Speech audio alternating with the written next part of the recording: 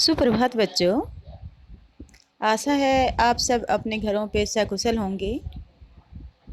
वह अपनी पढ़ाई भी कर रही होंगी। कोरोना वायरस की वजह से हमारी जो पढ़ाई रुकी हुई है, हम विद्यालय नहीं आ पा रहे। इससे हमें अपनी पढ़ाई का नुकसान नहीं करना है। हम अपनी ऑनलाइन पढ़ाई शुरू कर रहे हैं और आशा है आप ध्यान से पढ़ेंगे। तो आज हम हिंदी हमारे हिंदी पाठ्य पुस्तक है बसंत भाग 3, उसकी जो पहली कविता है ध्वनि, आज हम उसे पढ़ने जा रहे हैं। तो बच्चों, आप जिसके पास अपनी पुस्तक है, पाठ्य पुस्तक, वो अपनी खोल लें, या फिर नहीं है तो वो ध्यान से देखें। हमारी जो पहली कविता है वो है ध्वनि। लेखक हैं सूर्यकांत त्रिपाठी निराला। सूर्यकांत त्रिपाठी निराला एक आशावादी कवि हैं। वैसे तो इन्हें छायावादी कवि, एक प्रमुख छायावादी कवि हैं, लेकिन इस कविता के माध्यम से कवि लोगों में आशावादी दृष्टिकोण उत्पन्न कर रहे हैं। वो आज के युवा पीढ़ी को जगाना चाहते हैं और प्रकृति के माध्यम से, प्रकृति में फूल खिल रहे हैं, पत्ते खिल रहे हैं, इनकी सहारा लेते हुए, इनके उदाहरण देते हुए कवि आज की युवा पीढ़ी को जगाना चाहते हैं। तो बच्चों, आज हम क्या पढ़ेंगे? ध्वनि कविता। तो हम एक एक पद्यांश को ध्यान से पढ़ते हैं। आइए पढ़ते हैं, और आप अपनी कॉपी पेन लें और साथ साथ शब्दार्थ ज़रूर लिख लें, ताकि कविता की व्याख्या को आप अच्छे से समझ पाएं। पहला पद्यांश है, अभी न होगा मेरा अंत, अभी अभी ही तो आया है मेरे वन में मृदुल बसंत, अभी न होगा मेरा अंत। यहाँ कवि अपने जीवन की तुलना एक वन से करता है कि मेरा जीवन क्या है? एक वन है, और कह रहा है कि मेरा अंत अभी नहीं होगा। क्यों नहीं होगा? क्योंकि कह रहा है कि मेरा जो वन रूपी जीवन है उसमें अभी कोमल बसंत आया है। यहाँ कवि आशावादी दृष्टिकोण अपना रहा है कि मैं अभी नष्ट नहीं होऊंगा, अभी मेरा अंत नहीं होगा। तो इस की व्याख्या समझने से पहले हम इसके शब्दार्थों को समझते हैं। तो बच्चों, शब्दार्थ पहला, अंत होना मतलब समाप्ति, कि मेरा अंत अभी नहीं होगा, मैं अभी समाप्त नहीं होऊंगा। मर्दुल कोमल नाजुक। वसंत रंग बिरंगे फूल खिलने की ऋतु, जिसमें अनेक तरह के फूल खिलते हैं, जैसा कि आप चित्र में भी देख रहे हैं। तो यहाँ पे कवि क्या कह रहा है कि मेरा अभी अंत नहीं होगा। क्यों नहीं होगा? कह रहा है कि मेरे जीवन रूपी वन में अभी अभी कोमल बसंत आया है। यहाँ कवि आशावादी दृष्टिकोण अपना रहा है। आशा है बच्चों आपको ये पद्यांश समझ में आ गया होगा। इसमें 3 शब्दार्थ, इनको अच्छे से याद करो। मृदुल, कोमल, वसंत, एक ऋतु जिसमें रंग बिरंगे फूल खिलते हैं। तो कवि का क्या विश्वास है कि उसका अभी अंत नहीं होगा, कि उसमें के जीवन में अभी अभी कोमल वसंत आया। इसका मतलब नई सोच, नई ऊर्जा, नई शक्ति का भी संचार हुआ है। वन रूपी जीवन में कोमल बसंत आना मतलब नए नए विचारधाराएं उसके जीवन में आई हैं, इसीलिए उसका अंत अभी नहीं होगा। तो बच्चों, अब हम चलते हैं अपने अगले पद्यांश की ओर। हरे हरे ये पात, डालियां कलियां कोमल गात। तो अब हम इस पद्यांश के सबसे पहले क्या देख लेते हैं? शब्दार्थ। पात मतलब पत्ते, कलियां फूलों की कलियां, गात शरीर, स्वपन सपना, मर्दुल कर मतलब हाथ, और मर्दुल कोमल, यहाँ कोमल हाथ। निंद्रित सोए हुए, नींद में है। प्रत्यूष सवेरा, प्रत्यूष मतलब सवेरा, मनोहर सुंदर। बच्चों एक बार शब्दार्थ हम फिर से देख रहे हैं। पात मतलब पत्ते, गात शरीर, सोपन सपना, मर्दुल कर कोमल हाथ, कर का मतलब यहाँ हाथ, निंद्रित सोई हुई है, प्रत्युष सवेरा, मनोहर सुंदर। कवि कहता है कि ये हरे हरे पत्ते, डालियाँ,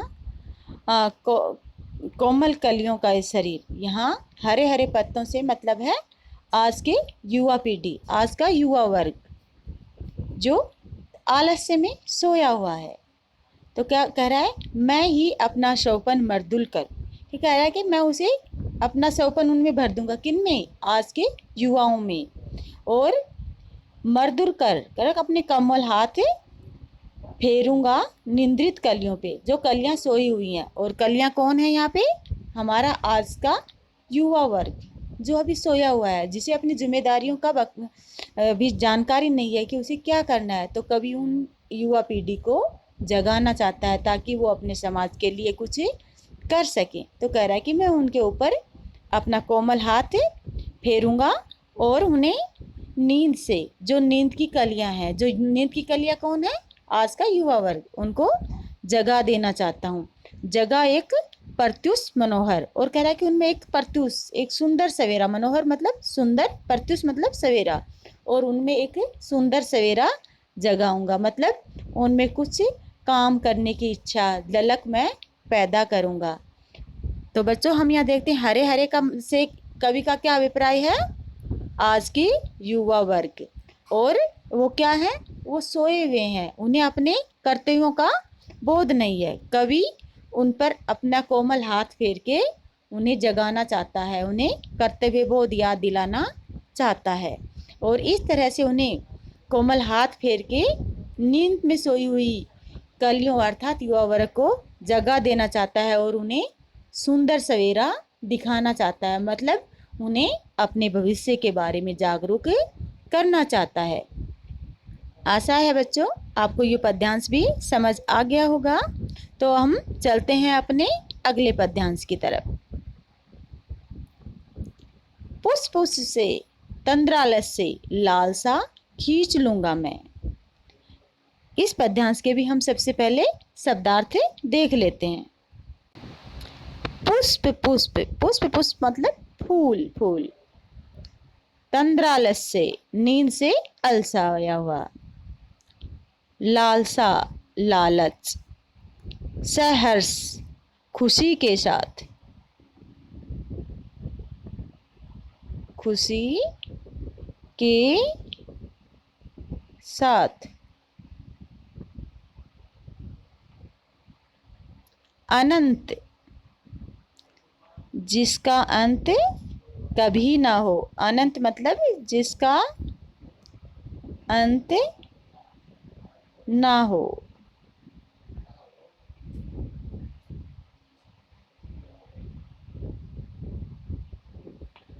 ठीक है बच्चों, शब्दार्थ समझ में आए।